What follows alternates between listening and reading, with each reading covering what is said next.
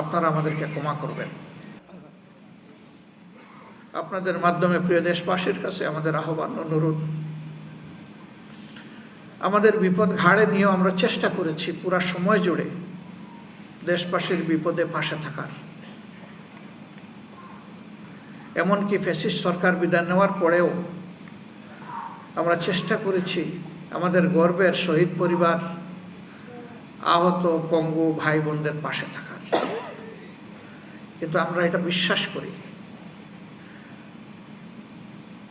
যে আমরা আমাদের পুরা কর্তব্য আদায় করতে পারিনি, আমাদের অনেক সীমাবদ্ধতার কারণে। একসময় আমাদেরকে করতেই দেওয়া হতো না, এখন অনেক সীমাবদ্ধতা আমাদের আছে। আপনারা আমাদেরকে ক্ষমা করবেন।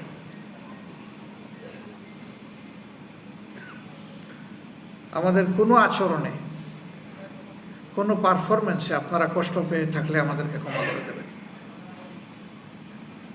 যখন যেভাবে হোক, মানুষ আমরা কেউ ভুলের ঊর্ধ্বে না।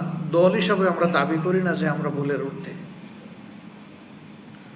এই সংগঠনের প্রতিটি কর্মী, সহকর্মী কিংবা দলের দ্বারা যে যেখানে ক্ষতিগ্রস্ত হয়েছে, কষ্ট পেয়েছে, সবার কাছে কোনো শর্ত নাই, বিনা শর্তে মাপ চাই। আপনারা আমাদেরকে ক্ষমা করে দেবেন।